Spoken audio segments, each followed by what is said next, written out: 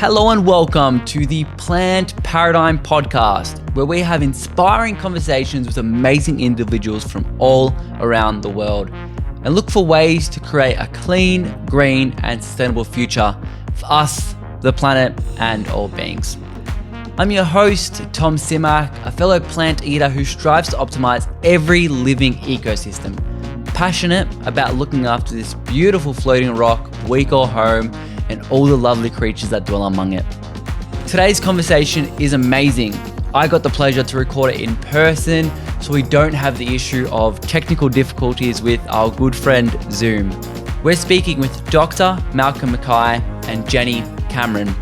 It's been a while since I've had three people in one conversation, but it made for an interesting discussion and dynamic. Jenny Cameron is a nutritionist and research librarian in Melbourne. She runs seminars and immersion programs focusing on plant-based nutrition and lifestyle medicine, and provides nutritional consultations and coaching for clients looking to improve their health for optimizing their life and diet. Dr. Malcolm Mackay is a general practitioner with more than 30 years of experience in medical practice and has a special interest in preventing and managing chronic disease with a whole foods, plant-based diet and other evidence-based interventions. Together, the two of them created wholefoodsplantbasedhealth.com.au, which provides information and resources for those interested in plant-based living. They also host immersion retreats, seminars, and webinars, and often speak at public and private events.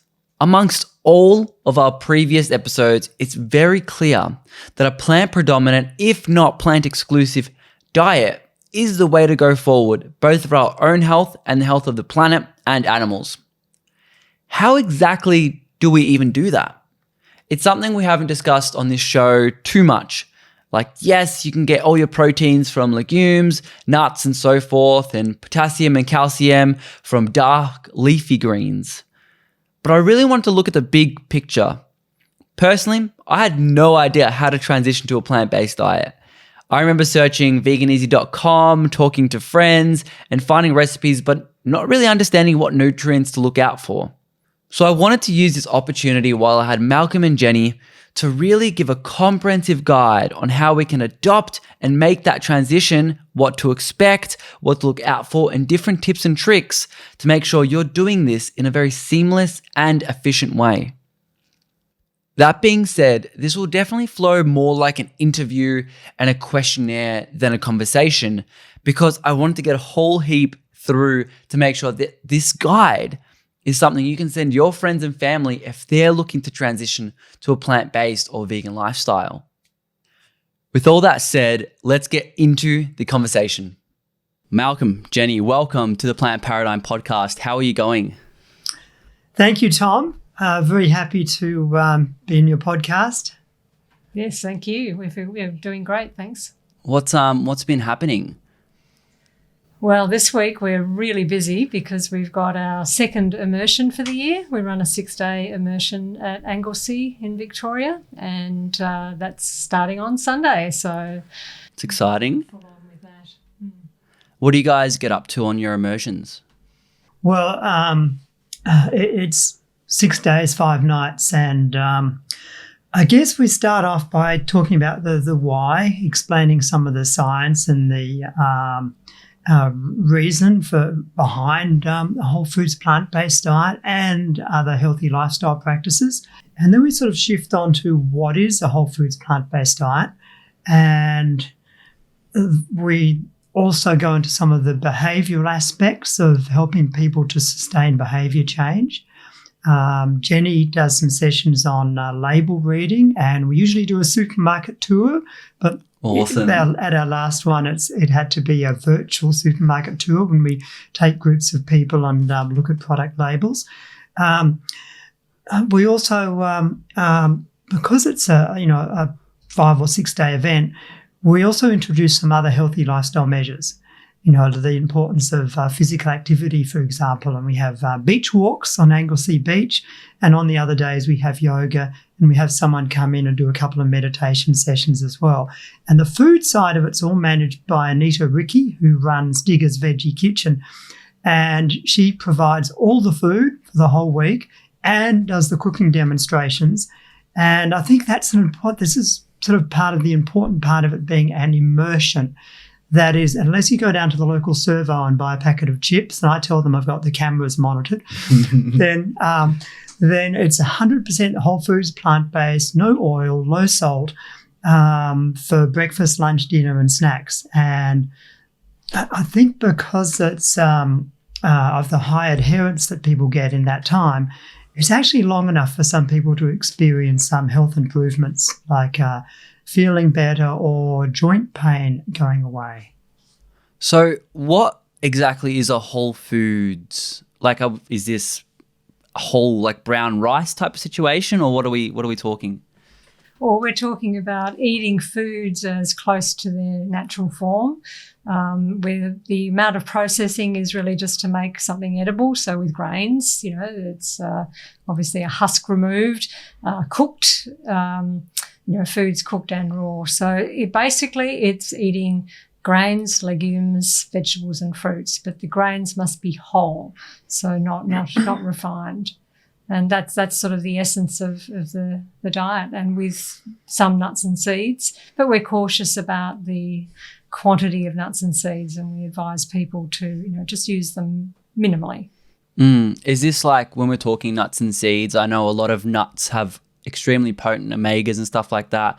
Would like 1 to 2 teaspoons a day, is that something that is okay, or is that too much in your opinion? In our own diet, we have about 1 tablespoon of ground flax per day. We tend to go for the flax because it's a high omega-3 seed.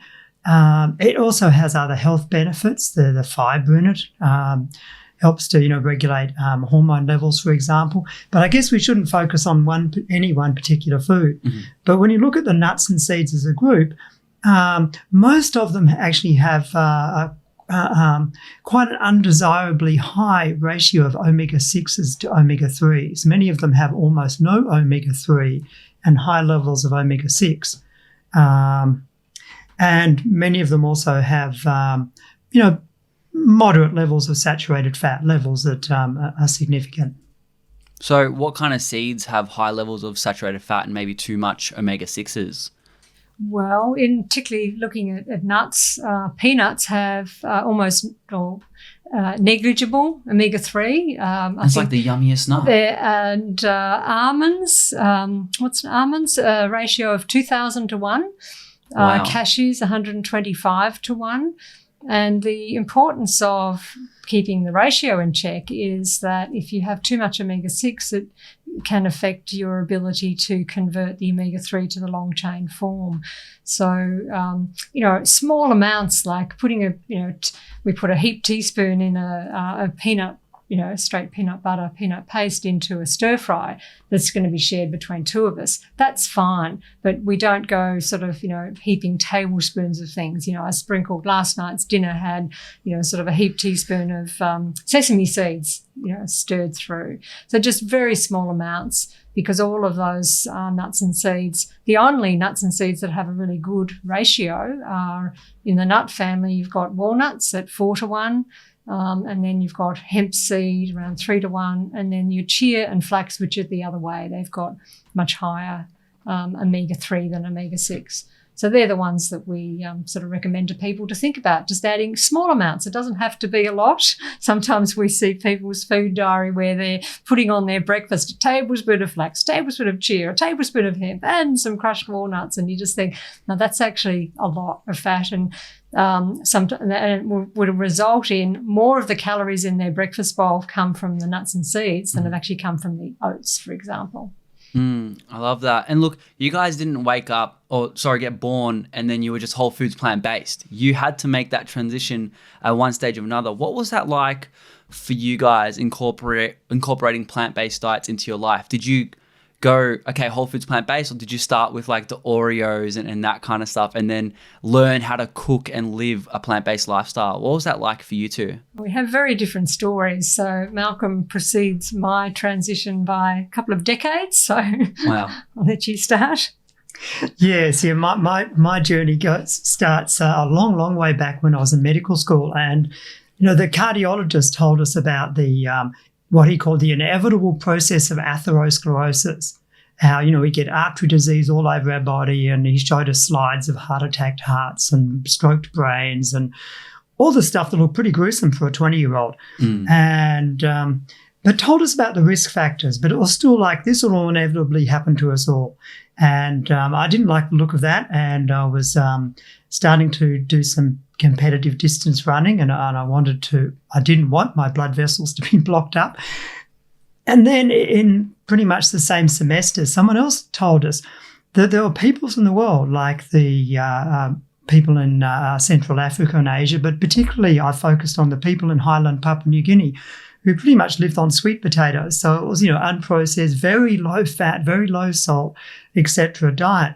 And those peoples didn't get any artery disease at all. Whatever else they died from, they wouldn't get it. And I thought, what, our number one killer disease, and people without much medical technology or education, and they can completely avoid it.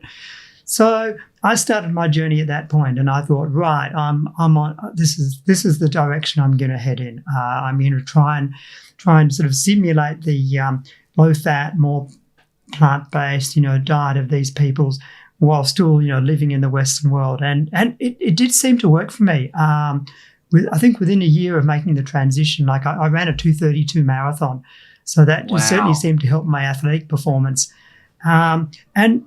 So, yeah, my beginning was really from the health perspective.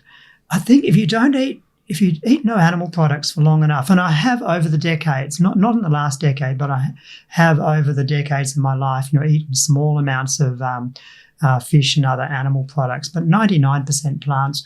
Now I don't bother eating any animal products because I don't need them. And also I sort of... I understand the environmental impact, like particularly, like strip mining the oceans if you're paying for fish. And I think also the longer you don't eat animals, the more bizarre it becomes to look at my little pet dog down here and think, you could be a lamb or a piglet, and I'd want to kill you and eat you. It just doesn't seem right. What about for yourself, Jenny? What was that like for you? Well, when it's about 12, 13 years ago now, I met Malcolm skiing at Falls Creek, and which is a snow resort in Victoria. And I was eating, what I call a good version of the standard Australian diet. I loved veggies, but I hadn't really learned much about whole grains. I would eat, rice and pasta, but they'd be white rice and pasta. I had always leaned in towards vegetarianism, but had never fully gone there. Probably in my early 20s, I played around with being vegetarian. But for me, that's eating cheese and eggs. It's like that's the basis of the diet, as I thought. So meeting Malcolm was a bit strange to get my head around, not only this vegan diet, but whole food plant-based. We lived in different cities when we met. I always lived in Melbourne. Malcolm was living in Adelaide. So we had a commuter relationship for quite a while. And I would fly over to Adelaide to spend the weekend with him and eat the way he did. And then I'd come back to Melbourne and continue on my way. So over the first 6 months of knowing him, or 6 or 8 months, I just sort of leaned into eating, even back home. I had 2 teenage children at the time, so I would still cook up meat for them, but I'd be eating less and less. And so it was really slow transition, but I was still having the dairy, still having yogurt and cheese and having milk in my tea and coffee. And I had a bit of an aha moment one day when Malcolm and I were talking about risk of breast cancer. I have it in the family. So, as a woman at that point, I was approaching my 50s. I was being a bit rattled by it and decided, anyway, he mentioned that there was an association between, sort of animal fat, dairy consumption and breast cancer. And he showed me a chart from a book, and that book was the China study. And I came back to Melbourne and read it. And by the time I got to the end of chapter 3, I'd thought, I get it now. dairies off the plate. And even so, though, it was a struggle to switch to having like soy in a coffee. So I almost did it overnight from then, but not quite. I still played around for probably another year, and was also having a bit of seafood. So my full transition came around about 2011, and I hadn't intended to never eat seafood again, but I just stopped eating it for quite a period of time. Malcolm and I were spending a lot more time together, and I'd always been quite healthy, but my one ailment was that I had a osteoarthritis, a degeneration in one hip, and that I was managing that, but it was getting progressively worse over the years. And I spent about 6 months having no seafood, and then it was Christmas, and as Christmases each year, I was the one that would buy. There was a seafood place around the corner from here, and I would, bring that to Christmas. So that year, I had, enjoyed some seafood, and my arthritis pain came back with a vengeance. And because up until then, I had this idea, as people believe, isn't fish anti-inflammatory? No, it was actually the cause of inflammation in my diet. So that was it. So for the past, about 9 years, I've been completely whole food plant-based. So the transition to whole was really, was Malcolm introducing me to being, eating whole grains, legumes, vegetables and fruits. So, learning to do without oil took me a little while to get my head around, but once I did, never look back.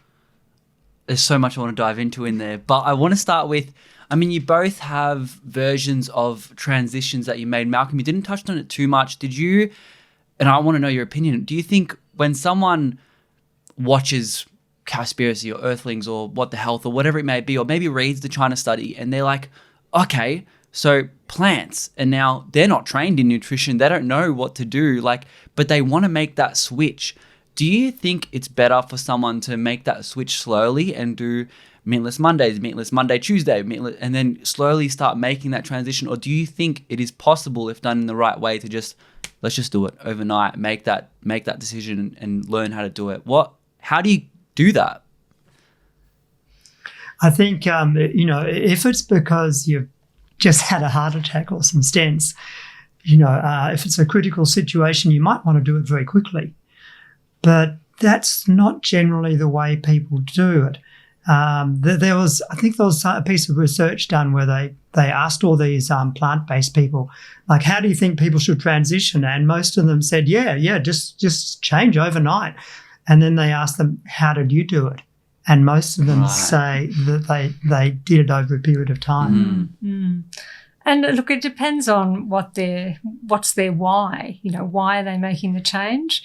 If someone's making the change for ethical reasons, often it's much easier for them to just, clear out all animal products. But that's when there's the danger of reading product labels, looking for something, there's no animal products in it, this is okay. Oreos are all good. But it's a highly processed food, and it's actually, no healthier for them. So our message very much when we do run our seminars, workshops and our immersion is, we want to teach you the skills to be able to cook a healthy way.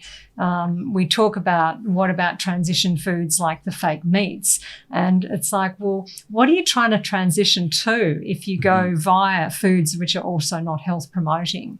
So it's people's choice as to how quickly they do it, what's going on in their life, what are their family doing, how much impact is their change going to have on others. So we support people whatever their journey is.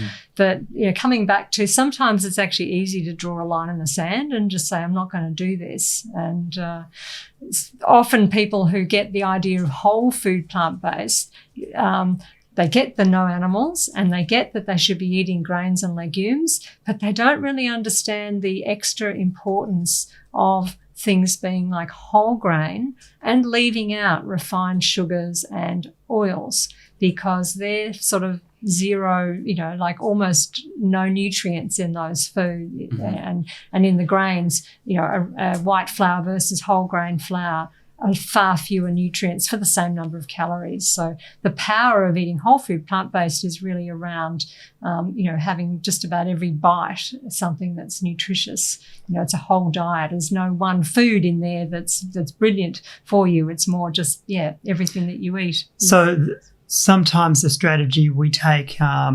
is emphasizing add in more whole grains, legumes, vegetables. Crowd the other stuff off the plate.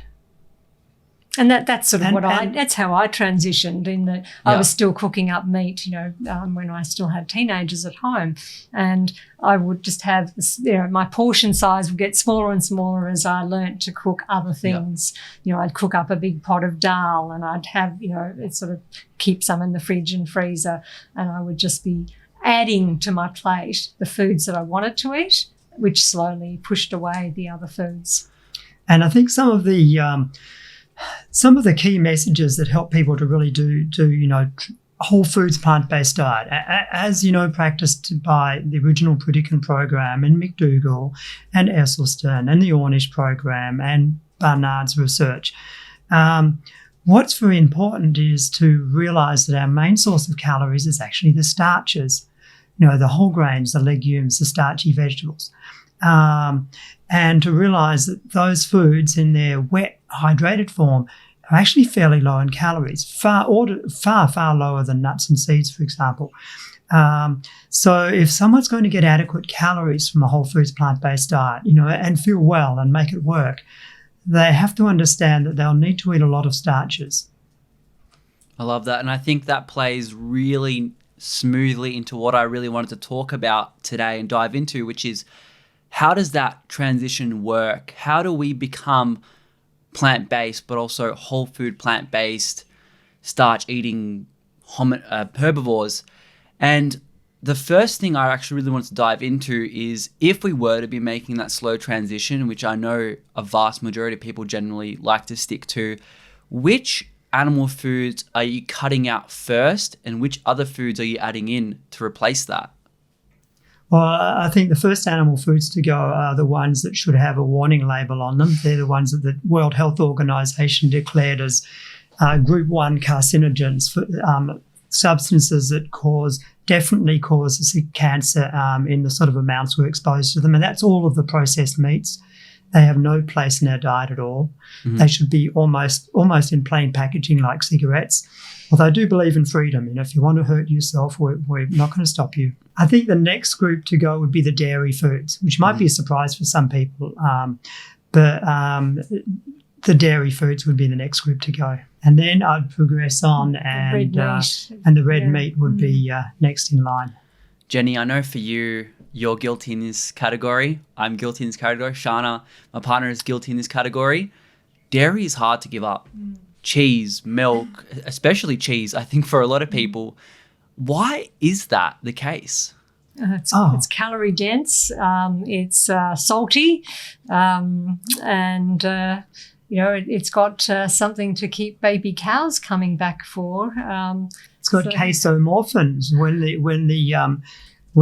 the A1 milk protein breaks down, it releases these opiate compounds. It gives young children constipation, and as Jenny says, it's probably meant to be in there to as part of the whole growth system that the cow's milk belongs to. And the concept of calorie density is really important for people to understand, because a small little chunk of cheese has a lot more calories than, say, a huge soup, a ladle full of mashed potato or lentil dal or something. So it's I don't know if you're familiar with the work of psychologist Dr. Doug Lisle, and he talks about the pleasure trap, and along with Alan Goldhammer, that we're attracted to the richest food in our environment. And so, is that like a biological?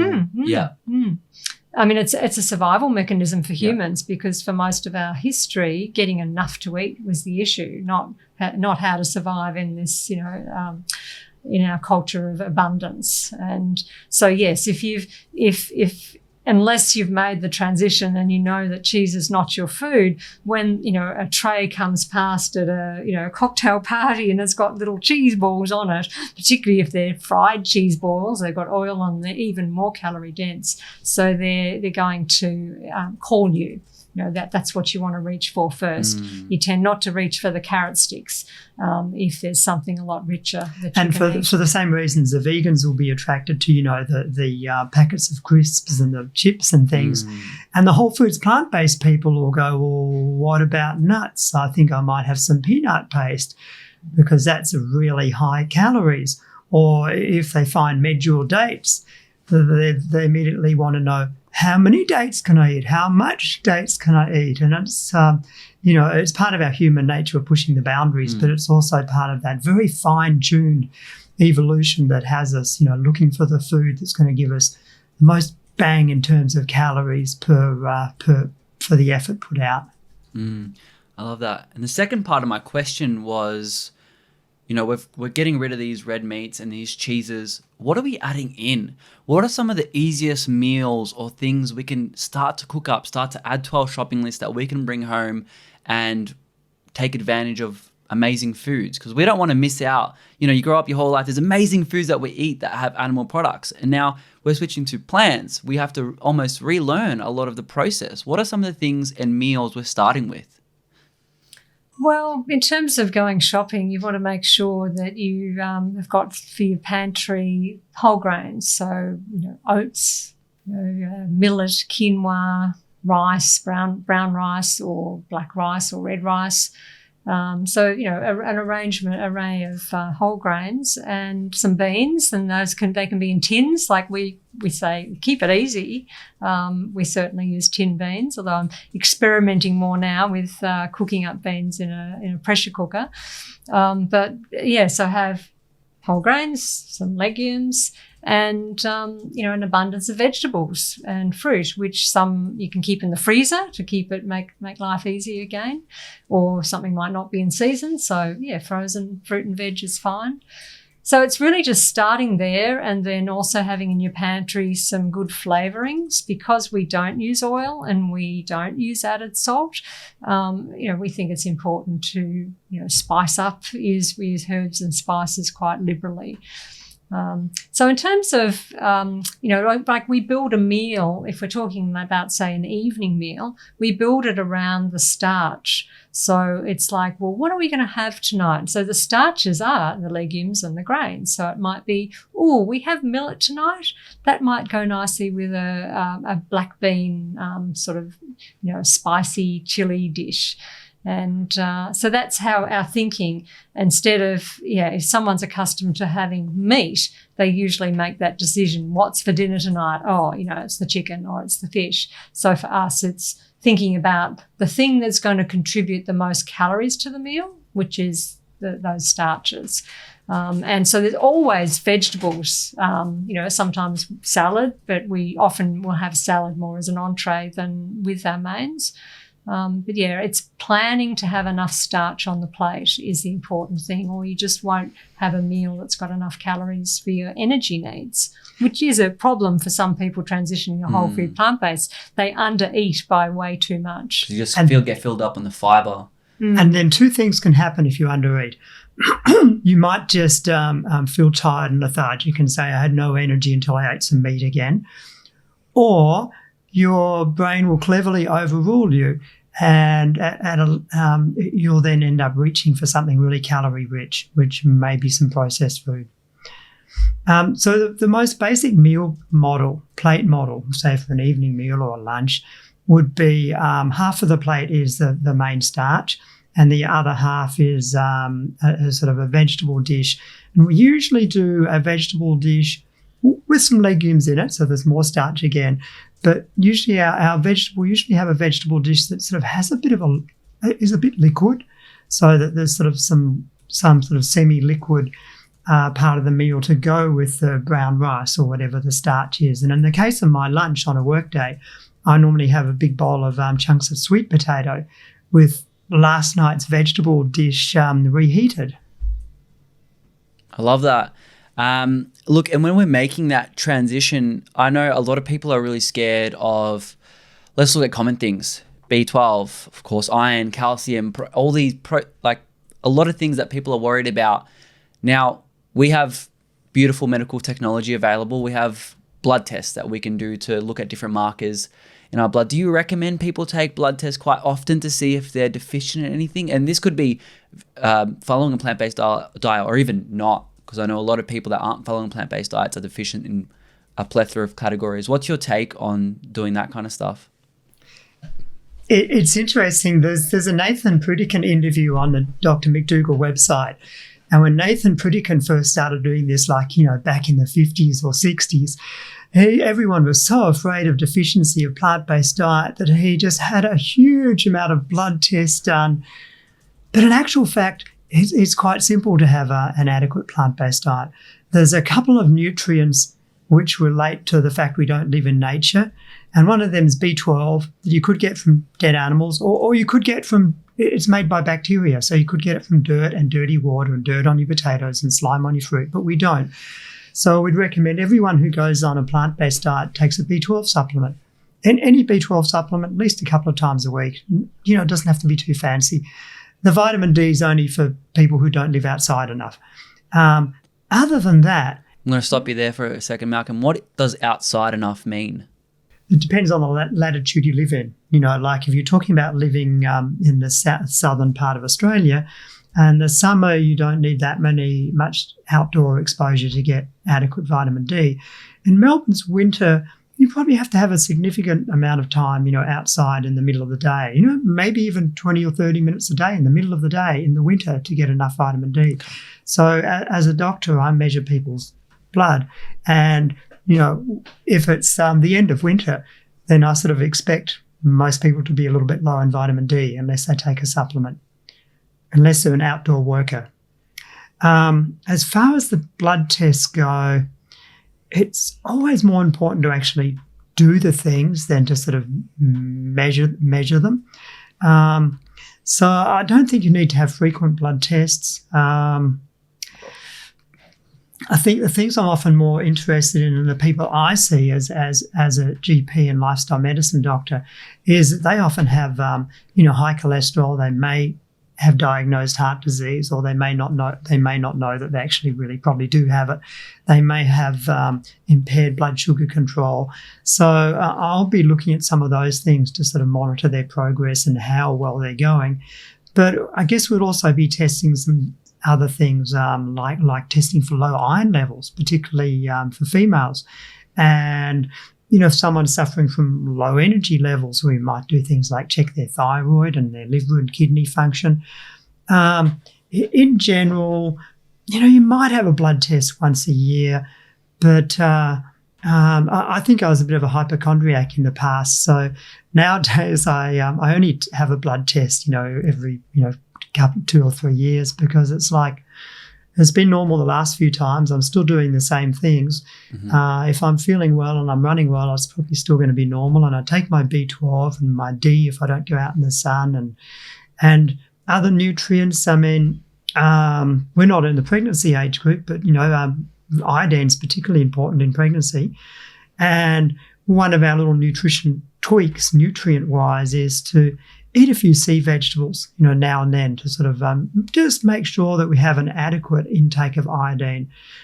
Just like we, have some flax or chia, just to make sure we have adequate omega-3s. But neither are probably completely necessary. You could actually eat potatoes or sweet potatoes and a little bit of broccoli a day and a vitamin B12 tablet now and then, and you'd survive. You probably wouldn't get any deficiencies. But you mentioned iron in particular for females. Is there anything that men should be particularly aware of, or any other things females should be particularly aware of when it comes to nutrition? I think men are somewhat protected because, we've got bigger muscle mass, testosterone, so we have a higher metabolism and eat more food, and we're probably a bit more reckless about our eating. However, I have seen males with low iron, although they haven't all been vegan, and I have seen males with low testosterone from under eating, particularly when they're doing like restricted time feeding during the day or intermittent fasting. So I'd say not really. I'd say the only one that would be sort of sex specific might be that, you know, women lose some blood each month and they need an adequate amount of iron. But otherwise, it's just everybody needs, nutrients in proportion to their, size and metabolism. And getting back to that B12, there are different forms of B12. And you're right, Dr. Michael Greger has some recommendations. He says just get the ordinary plain cyanocobalamin because it's shelf stable and the research has been done on it and it works. You don't need to get methylcobalamin or adenosylcobalamin. And he recommends 50 micrograms a day or 2,000 micrograms once a week. A lot of the tablets, we tend to take the approach of adding a smaller amount to our food, like to our oats and our whole grain. But I guess a simpler way to do it is just to get some ordinary, most of them are 1,000 microgram cyanocobalamin tablets and take 1, 2 or 3 times a week. And if you're a child, take half as much. And if you're a very tiny child, take a quarter as much. Tiny child. And there's just something to add that sometimes some people can have a reaction to too much B12, particularly, say, acne. And so it's just advise them to take, either less often or a smaller dose. It might be that one of the forms of B12 doesn't, sit with them well, so switch to another one. That's our main message. Just take something. I love it. Don't risk being deficient in B12. You might not get deficient even if you're completely plant-based. But you don't want to risk it. You don't want to risk it. We don't live in nature. There's not enough dirt and bacteria in our lives, which also means we don't get cholera, but the downside is not enough B12. Yeah, I'll take that switch and just take a supplement instead of getting cholera. Look, when we're making this switch, you mentioned that during your immersion, some people feel that change within like the first 5 days. And I know that first month, your body is, your gut flora is changing, things are happening in there. Your body's like, yes, you're finally giving me what I need.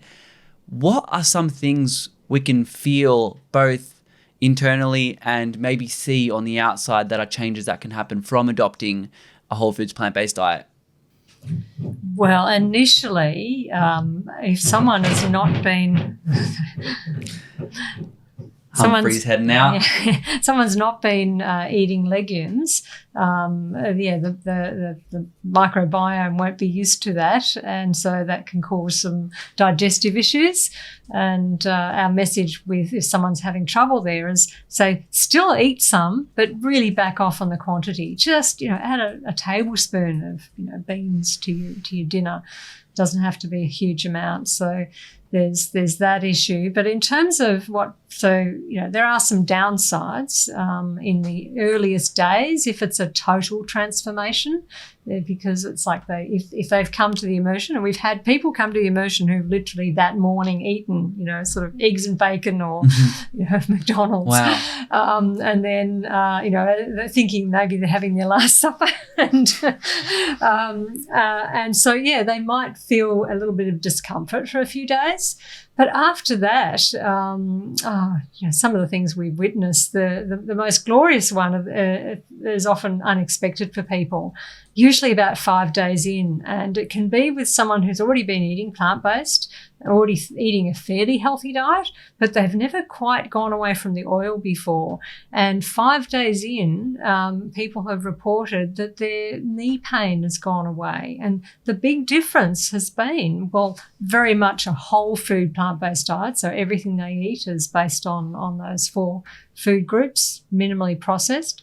But it's also the no oil and the no added sugar seems to make a big difference. And this is reported time and time again. So it's not an isolated thing. So, and more energy, feeling more like exercising, better skin tone. better sleep. So lots of things. We actually get participants on the last morning to write up on a whiteboard, anything that they've noticed during the week. And so we capture that with every group, and it's just glorious to see some of the things that people experience improvement in. And as I say, for some of them, it's quite unexpected because they think, oh, well, I'm already eating whole food plant-based. I'm just coming along to kind of immerse myself, network with other people and, find new ways of cooking. And then all of a sudden something that they've, lived with for a long time starts to go away.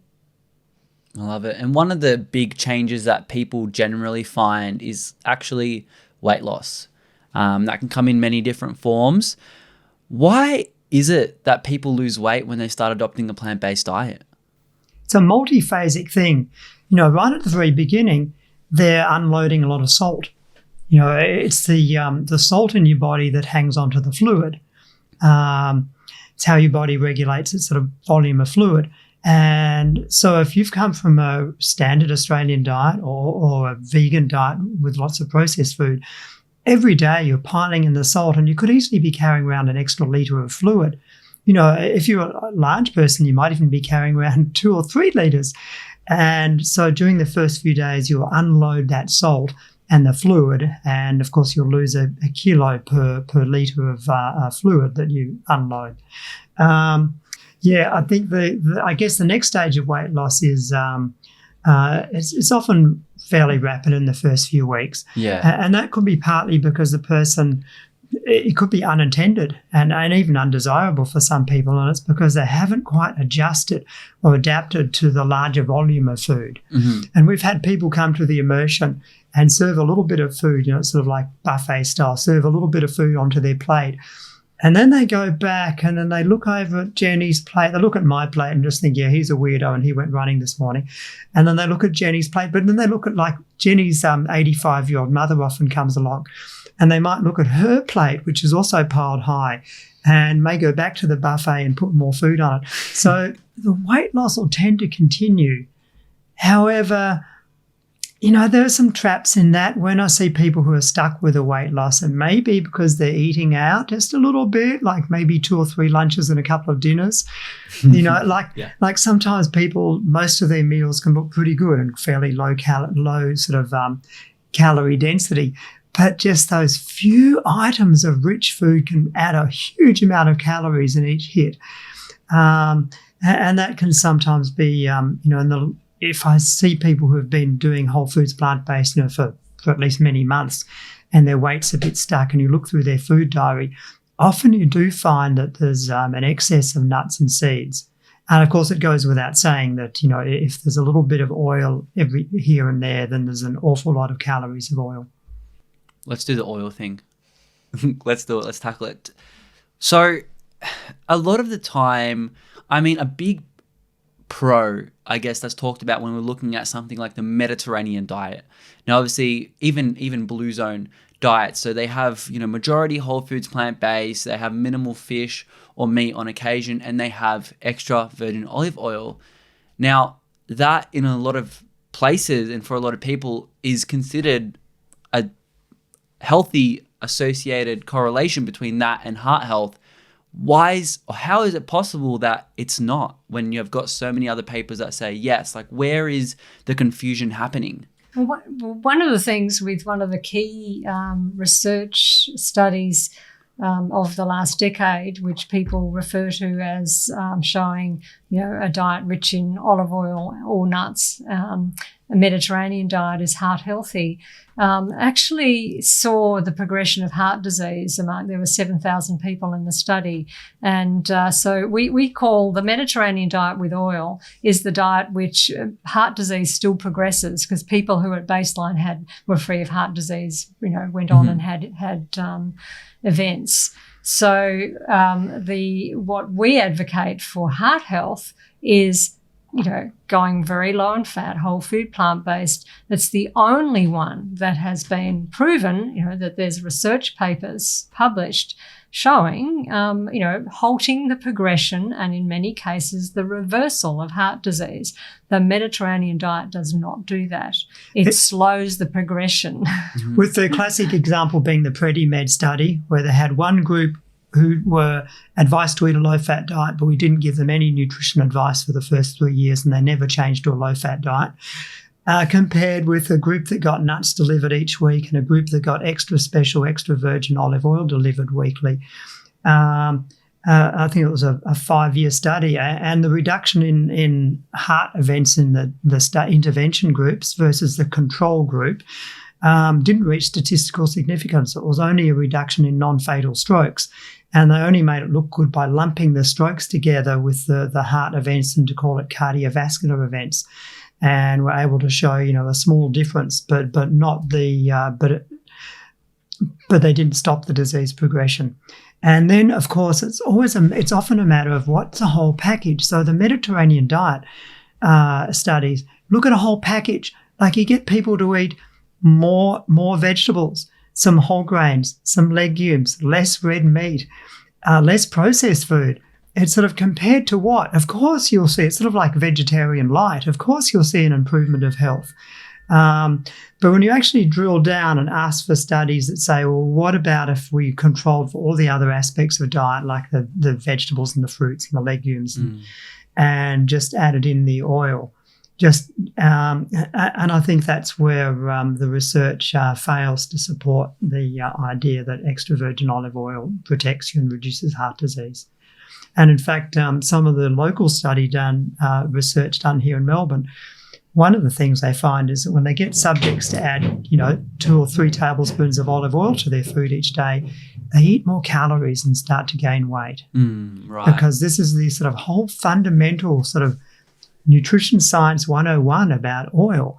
And like, oil is extremely high in calories, like higher than any other food, more than twice as high as sugar, and yet has no fiber, no iron, no calcium, little bits of vitamin E. Most of the oils, like olive oil, are quite low in omega-3s. So you're adding in a huge amount of calories with very little fiber or nutrients. And so one of 2 things are going to happen when you add oil to your diet. You're going to gain weight because you'll eat more calories, because the same volume of food will have more calories in it, meal by meal.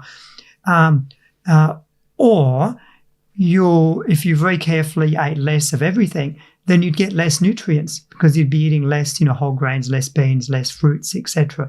Or a combination of the 2. So adding oil to your food is going to either cause you to gain weight, get less nutrients, or a combination of the 2. It's sort of like there's not a fourth option.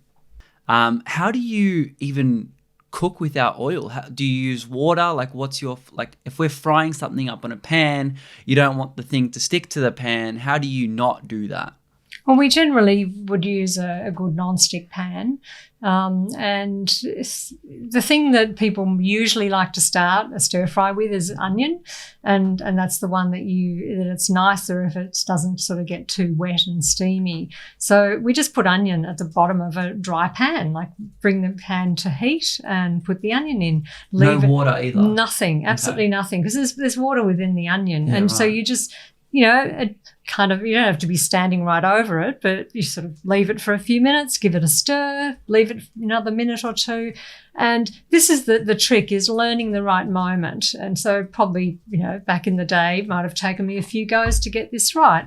You notice when it's starting to look dry, and you give it a stir, and then you add a splash of water. And for us, we actually, when we steam kale for breakfast in the morning, we keep the kale water. So that becomes our stock. So anytime we steam vegetables, awesome. We keep that. But you can just use straight water. It doesn't have to be stock. And so you just put a splash, I'm talking about maybe 2 tablespoons in, stir it around. And if you've hit the right moment, it sizzles, you deglaze the pan, the onions go brown, and then you just start adding other things in. We'll add garlic and, herbs and spices. People talk about, but you need to have oil to do the spices. Well, I don't know. Our dishes taste pretty damn good. We just sprinkle, a teaspoon of cumin and paprika and whatever else in the pan, stir it about, add a splash more water. So I've always got a little jug by the, where I'm cooking, and I just keep tipping it in, and that's how you go. So after that, we then might add, other vegetables, tomatoes, other liquid if we want to. So it's really with the getting the onion right. The other one, which is hard to do, is something like eggplant. People like eggplant to be sort of browned. Yeah. So we've got an air fryer, and that does it beautifully. You just chop it into chunks, pop it in the air fryer on a fairly high heat for about 7 minutes, and you've got browned eggplant that you can just toss into your curry or whatever it is that you're cooking. So same with other things that you might want to brown in that way. So, yeah, it's very easy. The one thing I will say about oil in terms of because people, they usually get their head around not cooking with it at home. Yeah. And so they'll say, I don't use oil. If you're not going out of your way to avoid oil, like reading labels, seeing that it's in your biscuits, it's in so many foods, and if you eat out, it's in everything that someone else prepares for you, it means people can still be getting a lot of oil in their diet, and it adds up. So it's not just cooking without oil that matters. It's reading those labels and going out of your way to avoid the oil. From a medical perspective, I'm a sort of any improvements in diet, any move towards whole foods, plant-based, stepwise is going to improve your health. Each step you take will improve it. But I'm an advocate for quite a high level of adherence. Part of that, so I give people then have the choice. They can decide what compromises they make. I don't need to recommend to people how to compromise. But I'm an advocate of high adherence, because I guess if I'm seeing people, with medical conditions, with rheumatoid arthritis, with heart disease, with a weight problem that's sort of a bit stuck, then the high adherence gets good results. Like the little bit of oil can be the difference between their rheumatoid arthritis joints settling down and them being able to go off the drugs and it not settling down. A little bit of oil can mean that the person with heart disease who needs to lose that belly fat still has the belly fat. So I guess, apart from seeing it at the immersion, when particularly we see it with joint pain, I see it in clinical practice where it sort of holds people back from getting the results that they might otherwise get. That can be so frustrating as well, because, you have this whole foods plant-based diet or whatever. You're like, I need to lose weight. I want to lose weight. And it's like that little bit of oil that really makes a huge difference. And you wouldn't think so, because you look at like, come on, it's like 10 millimeters, 20 milliliters of water. It's like of liquid. It's not that much, but I agree, it can make a huge difference. But look, we talked about weight loss for a bit. I want to look at the other side. So a lot of people making that transition to plant-based, I think males are very guilty of this, is protein and this thought that you need this whole want to gain muscle, especially athletes. A lot of people that are going plant-based and that probably go whole food plant-based really care about that health. They want to be fit. They want to exercise. They want to be able to go for walks when they're 70, 80, 90 years old, and they want to thrive and run 2:30 marathons and stuff like that. What foods should we be careful about, eat more of, if we want to be a thriving athlete or really someone who exercises a lot? Eat more starches is the key. The whole grains, the legumes and the starchy vegetables needs to be a significant portion of the plate, of whatever they're eating. And, because this food's bulkier and low in calories, you can't sort of pile it in. You just can't go and have, a double Whopper burger and, get 2,000 calories in one meal or anything. So I think you need to get into the habit of eating quite large meals, and starting early in the day, like having a good sized breakfast, of eating some snacks and sort of planning ahead for that. As Denny said, eat more starches. Like, I guess, I do a bit of running. I'm in the 60+ year old age group. And, it's amazing. I don't think I'd still be able to run as comfortably as I can if I'd been eating chicken and cheese and olive oil for the last, 40 years. I reckon my joints would probably be more rickety and I'd probably have, all sorts of problems. But yeah, if you're doing a lot of running or a lot of athletic activity, you'll need to eat a lot. Like, it'll need to be a giant bowl of porridge if you have porridge for breakfast. And we've actually made a page on our website, in the sort of weight management section that was specifically how not to lose weight. And that's interesting because not many dietary approaches need to counsel people about how not to lose weight. I mean, the paleo, high fat, high meat people don't need to advise people on how not to lose weight. So, the advice on that is, if you're having a bowl of porridge, it'll need to be a big bowl. Maybe you'll need to throw some dried fruit in there to add more calories. You can add more nuts and seeds to your diet to get the extra calories, but we sort of leave that as sort of a last resort, or a caution. Yes, you could add more nuts and seeds to the athlete's diet or the child's diet to ensure adequate calories. But there are potential problems with eating, going more to the high-fat spectrum rather than the high-carb spectrum of the whole foods plant-based diet. And we'd also say to people, consider having some sort of more dried starches, like the well-hydrated things like the brown rice and the porridge and the potatoes are quite low in calories because there's a lot of water in there.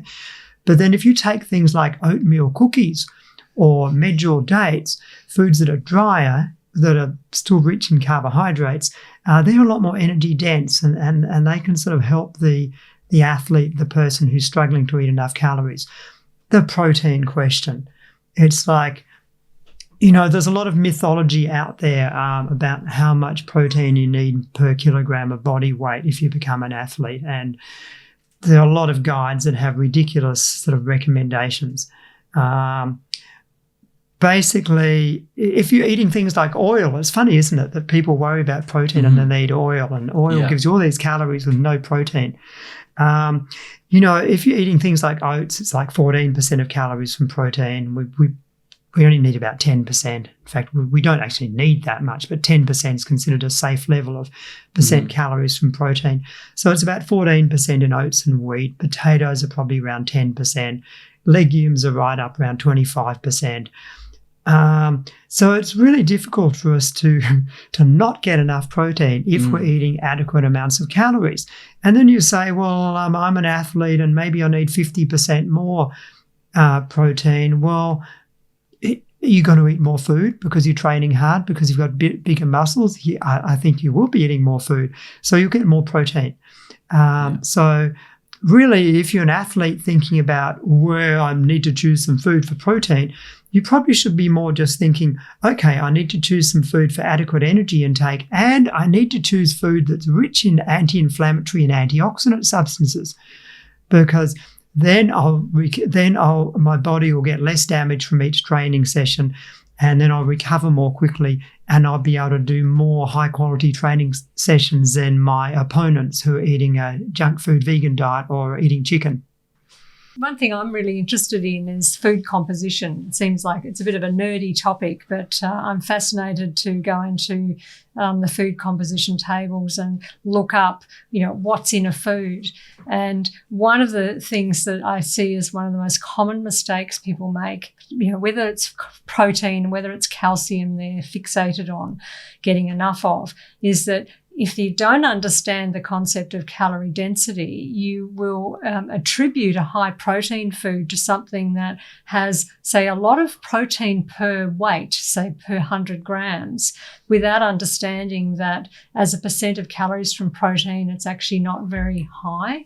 And for an example, if you've seen those charts for protein, they'll often put nuts right up the top and seeds, and they'll say, so eat more of these to get more protein. I've heard of athletes adding peanut paste to their porridge to try and get more protein. Now, those nuts and seeds are like, 70 to 80% of calories from fat and, a small amount of carbohydrate and the remainder protein. When you actually convert it to looking at, say, per 100 calories, you get a very different chart. So, if you've seen one of those charts with nuts and seeds right at the top, legumes will be up there in terms of a good protein source. When you turn it around and look at it, say, per 100 calories, the whole grains are right in there. Potatoes are in there. So quinoa, oats, and wheat have as much protein or more than most nuts and seeds, as a percent of calories.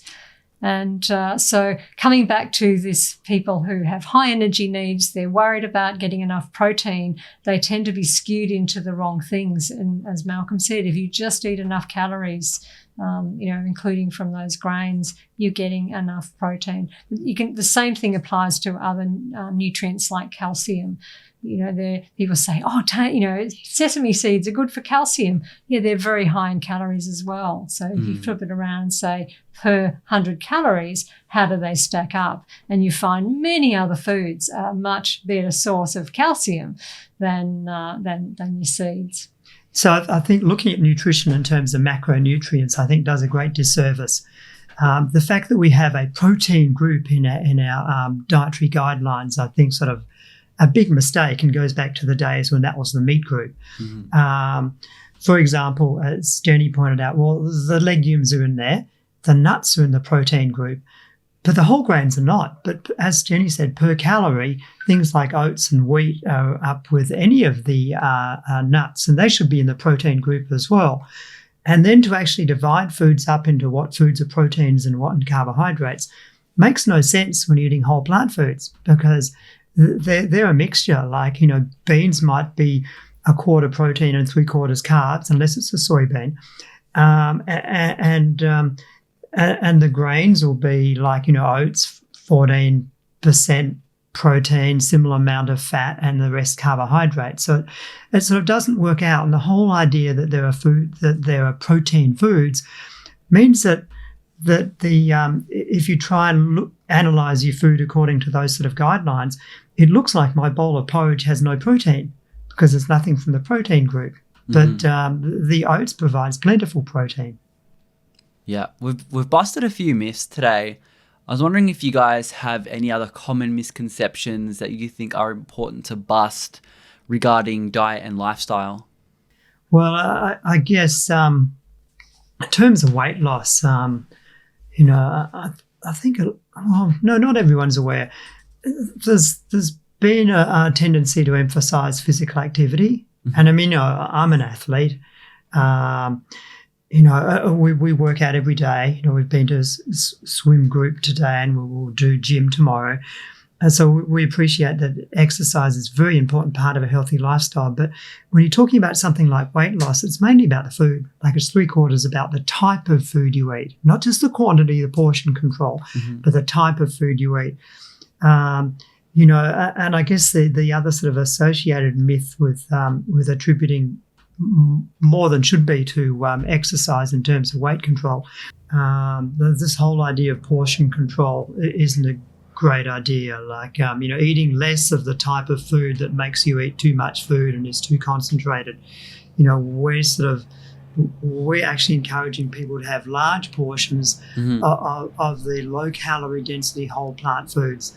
And that includes the carbohydrates. And that's one of the biggest myths out there in our community, is that there's something, intrinsically weight gaining about carbohydrates, despite the fact that carbohydrates and protein have the same number of calories per gram and fat has twice as many calories.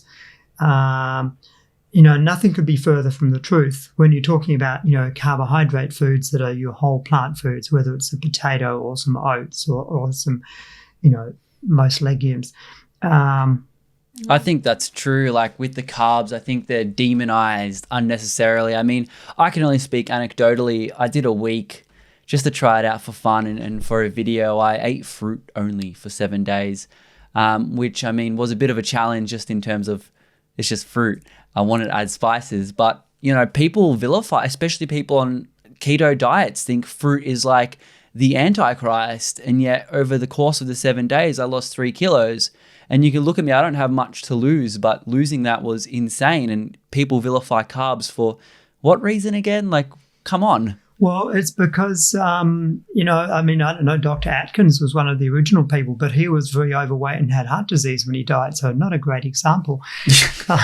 There's an Australian author who did work for the meat and livestock industry who wrote a book about, sugar and carbs, or a book about sugar, and sort of was wary about fruit. The fact is, we actually go and look at the evidence. Like fruit's sort of a complex matrix of fiber and nutrients and water and carbohydrates, largely in the form of sugars. But if we actually want to be more evidence-based and go and look at the research, we find that increased fruit consumption has only ever been associated with better health outcomes, and even better outcomes in people who have diabetes. So I would bust that myth that fruit is sugar. I'd completely bust that myth. I think it's the word sugar that gets like fruit gets put into, but like what we're really talking about is refined sugars like candies, lollies, chocolates, obviously not a health food. Well, and this is also where the idea that the carbs are fattening takes you to all those processed foods. And foods like donuts, ice cream, chocolate, many of those foods are actually higher in fat than they are in sugar. They're various blends of sugar, fat, and refined, flours and things to bind it all together. So, very interesting. And whereas there's been a bit of mythology maybe among some of the low carbers that when you eat less fat, you just eat more sugar. That's never been true. Our culture, Australia, has never decreased our fat intake. Our sugar intake was fairly stable from 1970 through to at least 2015. Actually, it's declined. All right, declined. Still too much, but declined. We eat less sugar this decade than we did 40 years ago. And when you say sugar, is that refined sugar or general? Sugars, yeah. But the low fat, that's another myth. If you hear someone say, when we were told to eat low fat diet, that's when we started to get, more obese as a society. From like low fat dairy. But it's actually when you can look at, there's tables that the FAO have for countries all around the world of food consumption, and you can see that we never ate less fat.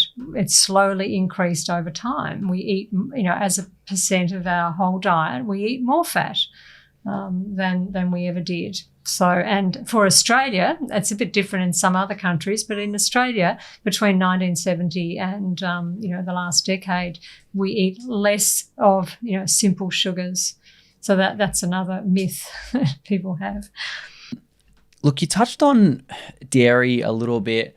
I always find this a little bit confusing how we got to this point where dairy is kind of pushed as a calcium food, but then somehow research comes out that countries and populations with high dairy consumption, such as the Scandinavian regions, have very high levels of osteoporosis. How does that happen? In general, the research has not found that consumption of dairy foods has, related to how good your bones are. Like, childhood dairy consumption doesn't seem to bring you into adulthood with any stronger bones. As you said, the correlation between countries is reversed, but there are other factors there too, like the countries that have more calcium probably eat more meat as well. I think if we're talking about bones and worry about calcium, a point to make here is the number one thing for to maintain healthy, strong bones is movement. To put a load on them. Bones, but the body's very efficient in this. Your body will only build the bone scaffold strong enough according to the stresses that the bone experiences over a period of time, over a period of months and years.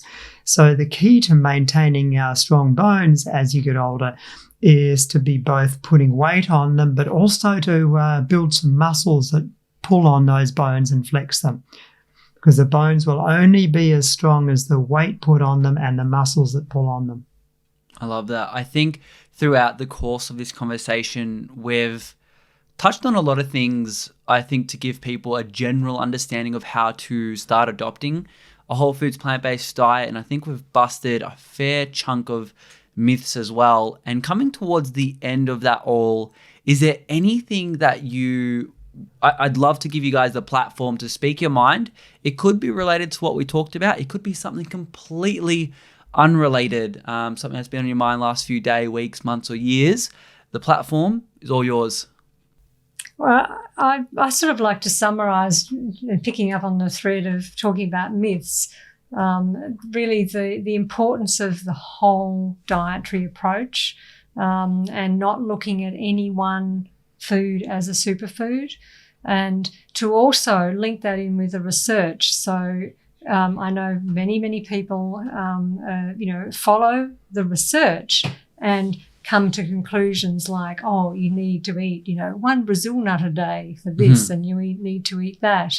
And with any research you look at that shows that this food is good for that particular biomarker that they've measured, firstly, you say who funded the study, and then you say, and what did they compare it to? And did they ever, so whether we're talking olive oil that, there's some recent research that showed it, it had some improvements in cognition, wasn't very strong results, but if they had thrown in a group who also had a cup of blueberries, how would that compare to the tablespoons of olive oil of extra virgin high polyphenol olive oil? If you're looking for polyphenols, there are so many whole plant foods that are rich in polyphenols. So it's like you just eat an abundance of all of these whole plant foods and not be distracted by research that's going to show you need to grab this one. And coming back to the Brazil nut, sometimes it's people are eating it for selenium, and sometimes they're eating it because there's some research showing it lowers cholesterol. It's like, compared to what?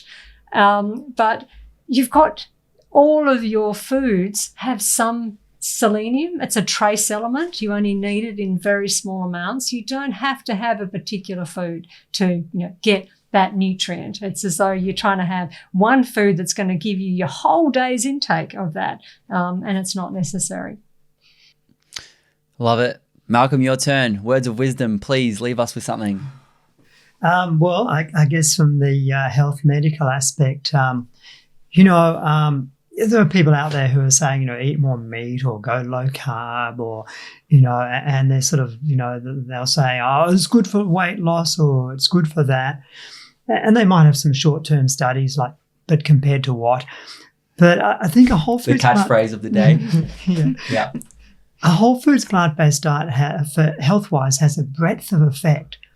That is, if I'm recommending a, starch end of the spectrum, vegetable-rich, whole foods, plant-based diet, it's going to be good for preventing heart disease. But if you've got heart disease, it's also going to help to prevent it. But at the same time, it's going to improve your blood sugar levels, and so it's going to be good for the sort of insulin resistance, diabetes type conditions.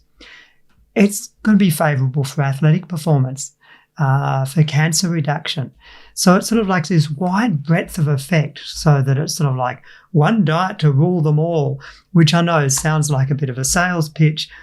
And I sort of catch myself when I talk about breadth of effect. And I think the reason why a whole foods plant-based diet has this hugely wide breadth of effect as in one, slightly tweaked, modified form or other, seems to be sort of the one sort of broad dietary pattern to sort of, prevent, treat a whole range of medical conditions. I sort of put that down to the fact that it seems to be the type of intake of food that most sort of matches our physiology and our human anatomy. I think what Jenny pointed out as well is very important, and what you guys have been saying the whole time. It's like, compared to what? And I think that is something I think everyone should take away, because when you hear things like, I've got two studies that come to mind when I hear that, and one was funded by the egg industry, and one, I believe, didn't have a conflict of interest, but it was very poorly constructed. And one was, eggs are healthy when compared to a McDonald's McMuffin. Great. That also has eggs in it, by the way.